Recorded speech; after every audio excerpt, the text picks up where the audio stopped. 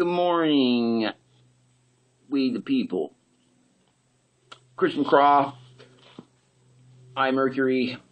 I'm about to call my public defender, who's supposed to be safeguarding my rights and ensuring that I get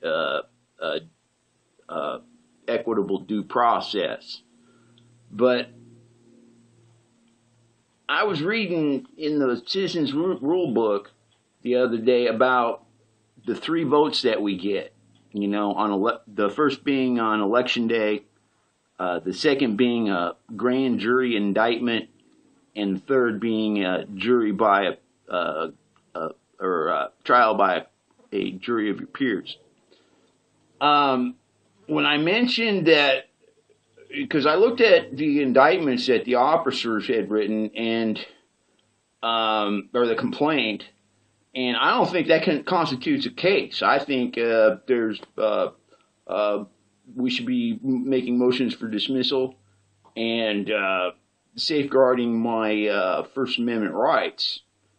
And but it seems like the public defender wants to play let's make a deal. So I'm going to inform her in the beginning, that we're taping this and that this is a public record, because I am an officer of Happy Camp Republic, LLC, a public trust, and we try to make all our business dealings as transparent as possible by use of the internet and social media. So, this is something I want in the public domain. If there needs to be editing, I guess I'll do that. But we're just gonna bring up the speakerphone here and call Catherine.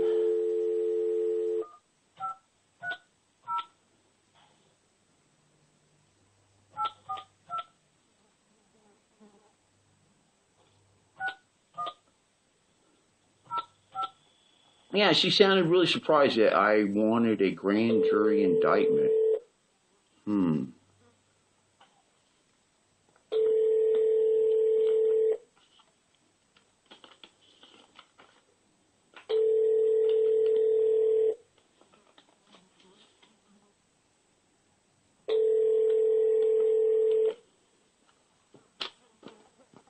And the prosecutor was giving me shit because I hadn't talked to my public defender yet in the last month since being on recognizance. Well, maybe this is why, because they don't ever pick up the phone.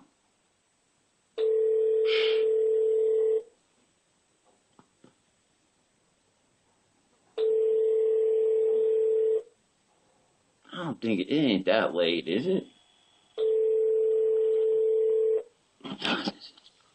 I have 4:43, man. They should be still on the clock, man, accepting phone calls. 15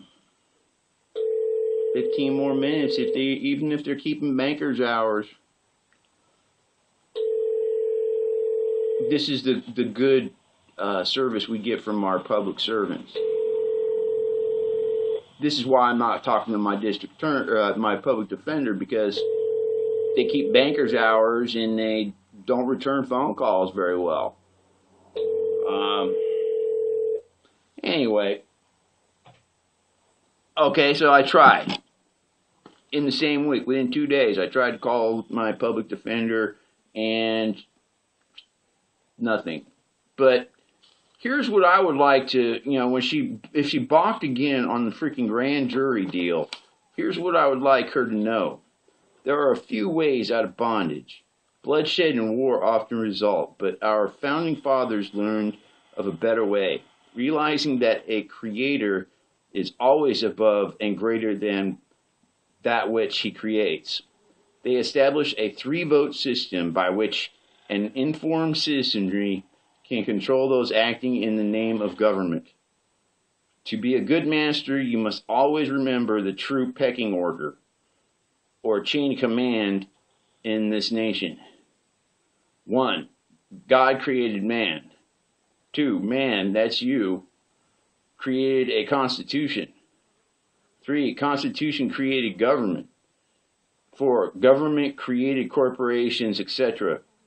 The base of power was to remain in we the people, but unfortunately it was lost to those leaders acting in the name of government, such as politicians, bureaucrats, judges, lawyers, etc. As a result, America began to function like a democracy instead of a republic. A democracy is dangerous because it is a one-vote system as opposed to a republic, which is a three-vote system. 3 votes to check tyranny, not just one. American citizens have not been informed of their other 2 votes. Our first vote is at the polls on election day, when we pick those who are to represent us in the seats of government. But what can be done if those elected officials just don't perform as promised or expected? Well, the second 2 votes are the most effective means by which the common people of any nation on earth have ever had a controlling those appointed to serve them in government. The second vote comes when you serve on a grand jury. Before anyone can be brought to trial for a capital or infamous crime by those acting in the name of government, permission must be obtained from people serving on the grand jury. The Minneapolis Star and Tribune in March 27, 1987, edition noted a purpose of the grand jury this way, quote, a grand jury's purpose is to protect the public from an overzealous prosecutor, unquote. The third is the most powerful vote. This is when you are acting as a jury member during a courtroom trial. At this point, quote, the buck stops with you, unquote. It is in this setting that each juror has more power than the president, all of Congress, and all the judges combined. Congress can legislate, make law. The president or some other bureaucrat can make an order to issue regulation, and judges may instruct or make decisions. But no juror can ever be punished for voting not guilty. Any juror can, with impunity, choose to disregard the instructions of any judge or attorney in rendering his vote. If only one juror should vote not guilty for any reason, there is no conviction and no punishment at the end of the trial. Thus, those acting in the name of government must come before the common man to get permission to enforce the law. You are above the law. And as a juror in a trial setting, when it comes to your individual vote of innocence or guilt, you truly are answerable only to God Almighty. The First Amendment to the Constitution was born out of this great concept. However, judges of today refuse to inform jurors of their rights.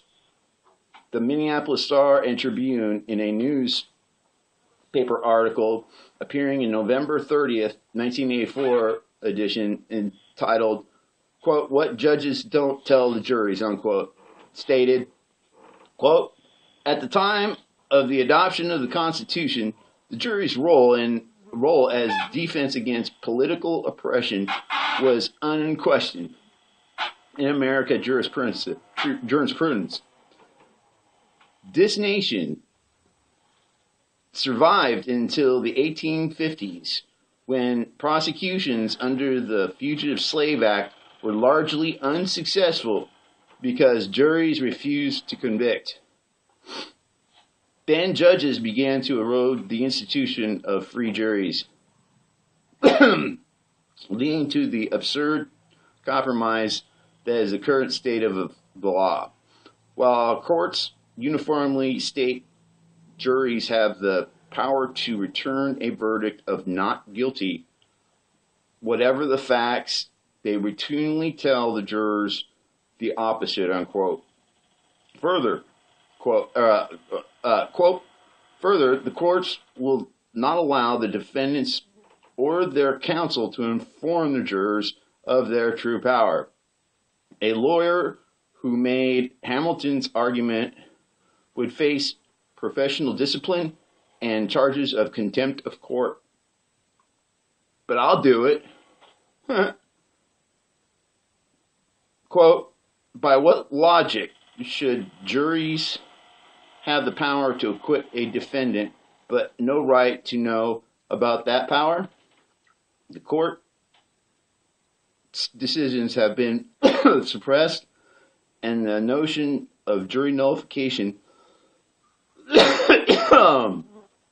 cannot resolve this paradox. Unquote. Quote, more than logic has suffered. As originally conceived, juries were to be a kind of safety valve, a way to soften the bureaucratic rigidity of the judicial system by introducing the common sense of the community.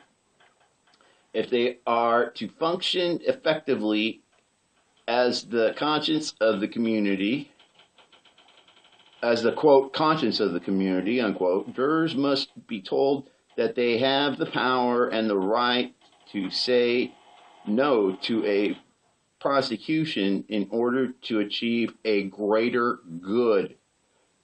To cut jurors off from this information is to undermine one of the most important institutions, unquote. Perhaps the perhaps the community should educate itself. Then citizens called for jury duty could teach the judge a needed lesson in civics, unquote. And the thing is that if Siskiyou County will not indict me in a grand jury, we'll create our own court. We'll create our own court of law, of common law, a court of record here in Happy Camp, because they took our court. They took it away, the traffic court, misdemeanors. They took it away. So,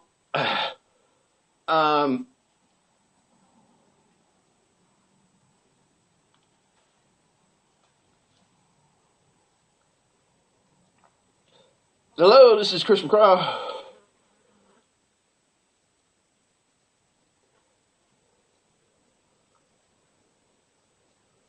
Huh. Man, some fucking bot got through on the 800 number. Feisty little robots. Always trying to sell something. But, you know, most people just go with whatever the public defender says, man, because they don't know any better and they don't know the common law, you know, that there has to be a victim. There has to be property damage for there to be a remedy that the court can provide, you know. Them trying to regulate my free practice by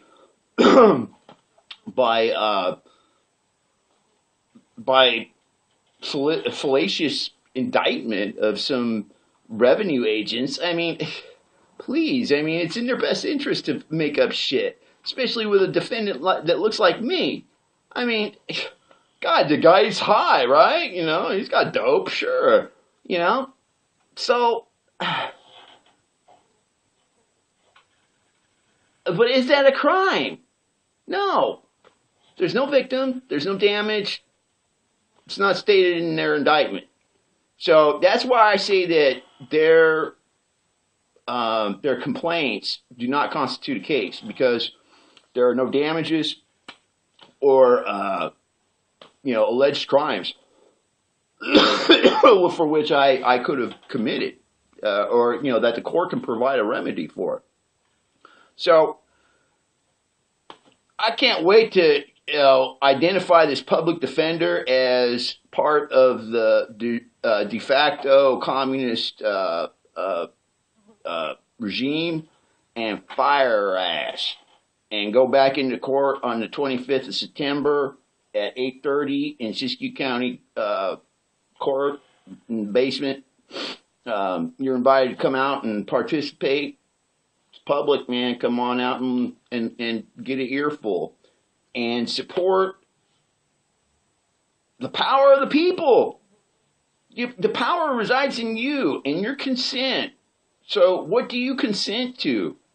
And do you think that just because there's a de facto regime pretending to be we the people, does that mean that you can't get with your neighbors and create your own public trust to secure the blessings of liberty in a republic for the public good? And especially if you're doing it without demanding taxes. Ooh, wow. That's a real mark of a republic right there, because otherwise it's a communist regime if they're just taking your money and using it for fraudulent purposes. You know? So, anyway, this is I, Mercury Chris McCraw. Strive to be free.